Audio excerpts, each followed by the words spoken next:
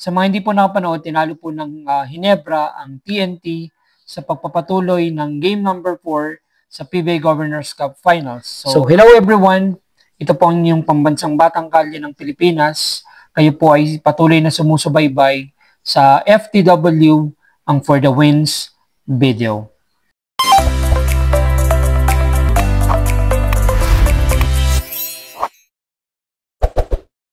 For today's video po, ang pag-uusapan natin ay ang kakatapos lamang na game number 4 sa pagitan ng Ginebra at ng TNT sa PBA Governors Cup Finals. So again, lamang po kasi sa series ang TNT prior sa laro, and it must win para sa Ginebra itong laro ng game number 4. And of course, prior naman din sa game ay in-award po ng PBA ang best import of the conference at saka yung best player of the conference. Nakuha nga ni Ronde Hollis Jefferson ang best import, back-to-back yan kasi nung 2023 same conference yung PBA Governors Cup, nakuha rin ni Ronde Hollis Jefferson. And sa best player of the conference, so nanalo po si Junmar Fajardo. So though out of contention ang San Miguel, katulad nung una nating vlog, so pero malaki pa ang possibility na siya rin pa makakuha kasi sa statistical points. So do si yun nga, ang mga candidate ay si Japet Aguilar. Ang gusto ko si Japet Aguilar nanalo, pero of course may ibang criteria yung PBA kung bakit hindi nanalo si Japet. So anyways, congrats kay Ronde Hollis Jefferson and kay Junmar Fajardo. I think si Junmar Fajardo ay pang 12 best player of the conference niya. So matindi na naman yung laban ni Junmar para sa kanyang possible 9th MVP. So anyways, congratulations sa mga players na nanalo. So mapunta naman tayo sa laro. So ang first 5 ng TNT ay binago rin niya rin. So ang Ginebra, so nag-sustain pa rin siya na ng first 5 na katulad nung game number 3 na nag-start si Tenorio, si Stephen Holt, si Scottie Thompson, si Japet Aguilar at si import Justin Brownlee. Tapos sa TNT naman, Jason Castro, RR Pugoy, Calvin Oftana, Poy Eram at saka si Ronde Hollis Jefferson. So first quarter, binuksan po ni Ronde Hollis Jefferson ang scoring. So si Justin Brownlee naman, and he made a 4-point shot. So yun ang first niya sa game. So nice execution and offense, and leading to a good defense din ang pinapakita ng Ginebra. So Calvin Oftana, mainit din siya sa kanyang scoring. Nagtala agad ng 10 points sa first quarter. And of course si Justin Brownlee, nakuha naman niya yung first 3-pointer niya sa first quarter din. So mas aggressive yung scoring ngayon ni Justin Brownlee. So patuloy yung magandang defense ng Ginebra kasi yan yung ginamit nila din nung game number 3. So honest defense and walang foul. So first and the second foul na commit lang ng Ginebra with less than 2 minutes na lang sa first quarter. And back-to-back 3-point shot ang ginawa ni RHD sa first quarter. Tapos of course si Maverick Anmisi is meron din siyang 3 points. So before the end of the first quarter, Calvin Oftana got fouled sa 3-point line, and of course made his 3 free throws. And of course yung first quarter ay ibibigay natin yan kay Justin Brownlee with 15 points, 2 rebounds, 5 out of 7 sa field goals. At of course sa TNT naman ibibigay natin yan kay Calvin Oftana. So natapos po ang first quarter na may score na 30-25, lamang po ng 5 points ang Ginebra. Sa pagbubukas po ng second quarter ay pinangunahan po yan ni RJ Abarrientos, scored his first 2 points. And of course nice defense yung pinakita ng Ginebra. Then after nun is an alley-oop pass from Ahanmisi, dunked by Japet Aguilar. So and then si Ronde Hollis Jefferson got his third 3-pointers. So si Maverick Ahanmisi naman ay mainit din sa kanyang opensa with back-to-back score.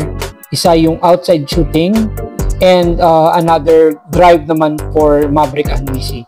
And of course, another 3 from Calvin Oftana. So talagang si Calvin Oftana is medyo mainit talaga yung opensa. So, ibibigay natin yung second quarter dito kay Maverick Anmisi for Ginebra. Got 9 points, grabbed 4 rebounds, 3 assists, and 2 steals with 4 out of 7 field goal.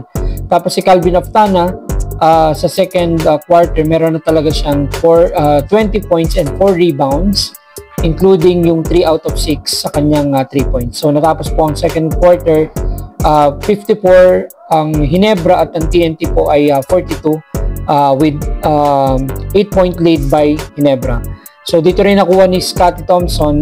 I think i-award din ng PBA is Scottie yung 2,000 career defensive rebounds. Siya po yung pang 64 member na po ng PBA na nakakuha ng at least 2,000 rebounds. So, congratulations is Scottie Thompson.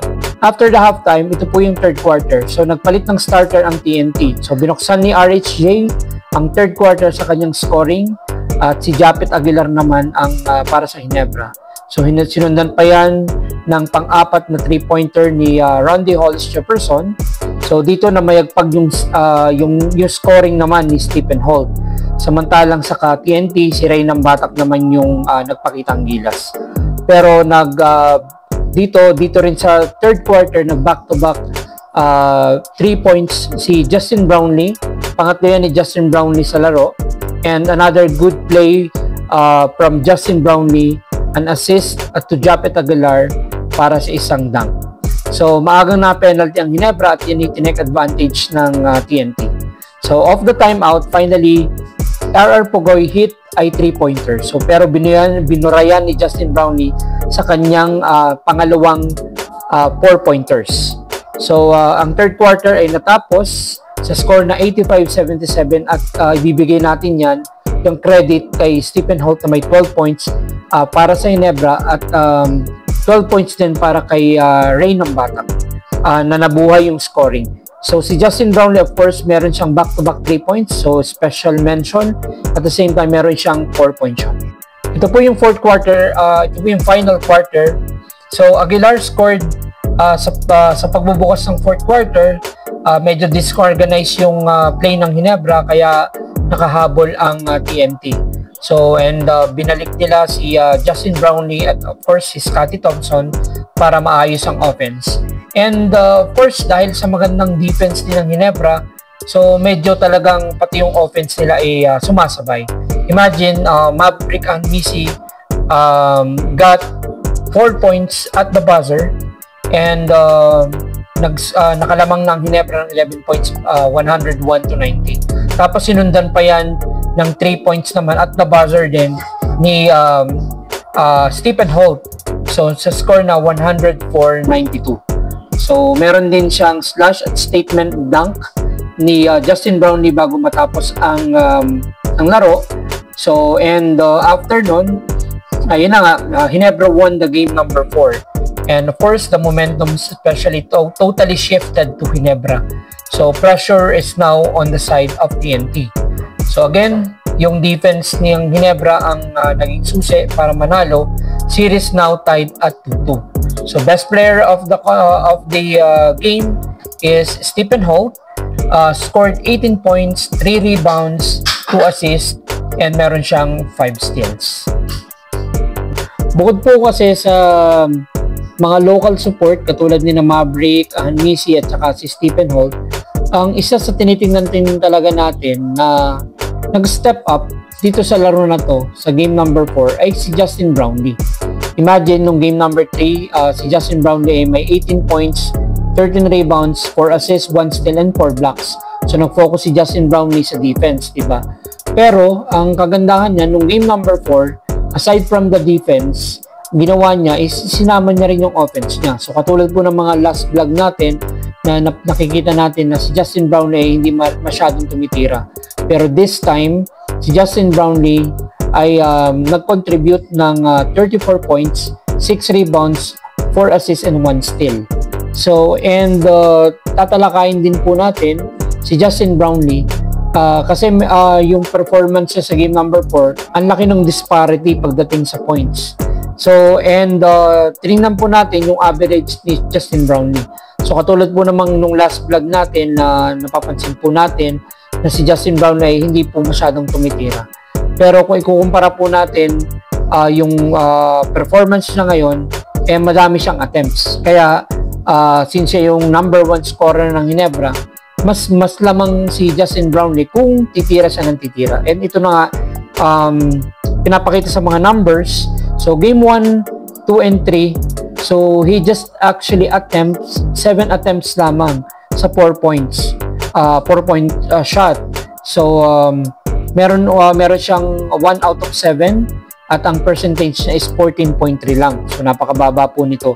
So with compare sa game number 4, Justin Brownlee nag-attempt siya ng 4, pumasok ka 2, so meron siyang 50%. Imagine, yung game 1 and 2 and 3, 14.3 lang, but Justin Brownlee 50% sa game number 4. Sa 3 points naman, so imagine 1 out of 9, so 9 attempts lang si Justin Brownlee sa 3 laro sa game 1 and 2 and 3, and meron lang siyang 11% with out of 9 field goals sa 3 points. So sobrang baba po niyan. And nag-step up po siya sa game number 4. So tumira siya ng 4, pumasok 3. So 75%. Sobrang taas po niyan kung ikukumpara natin dun sa talagang average si Justin Brownlee. So sa 2-point field goal naman, so mataas naman yung field goal ni Justin Brownlee pagdating sa 2 points. So out of 39 attempts, 21 yung pumasok with 53.8%. Pero ganun pa man, mas nag-improve pa rin siya sa game number 4. So sa game number 4 ay 6 out of 8, meaning 8 attempts, 6 yung pumasok, 75%. So kung titingnan po natin, yung 4 points niya, 50%, 3 points niya, 75%, yung 2 points niya, 75%. Ang tataas po ng field goal percentage si Justin Brownlee. So ganyan po yung ginagawa ni Justin Brownlee nung semifinals. Meron siyang isang laro na parang ayaw niya mag-contest sa 4, sa 3, at sa 2 na tira. So yan yung hinahanap talaga ng Ginebra. So kung hindi lang talaga nag-step up itong si Stephen Holt sa defense, so I think ang magiging best player ng game is si Justin Brownlee kasi siya yung parang missing link ng Ginebra. So ganun pa man ay masaya ang buong barangay at nanalo ang Barangay Ginebra. And of course, bukas kwentuhan na naman na walang kumpay dyan at kung ano yung mga nangyari. At ang kagandahan din po niyan is tabla na ang series. So masasabi natin na best of 3 na lang ang series ngayon. So of course, momentum nag-shift na talaga totally 100% sa Ginebra. Kasi nakita naman po natin na yung TNT hanggang last second parang down na down talaga sila. And sa Ginebra is ang ganda ng kanilang momentum nasa kanila. So kailangan lang talaga ng Ginebra is masustain ang momentum. So gawin nila kung ano yung ginagawa nila dun sa game number 3 and game number 4. So mas nagiging maingat kasi sila sa mga attempts nila. So maraming pa ring turnover ang nakumit ng Ginebra. So turnover may 20 ang Ginebra, TNT naman is 15 lang. Pero ang kagandahan lang dun sa nangyari is yung second chance points naman ng Ginebra is 15 out of 4 para sa TNT. So ganun pa man, maganda yung nangyari para sa larong ito.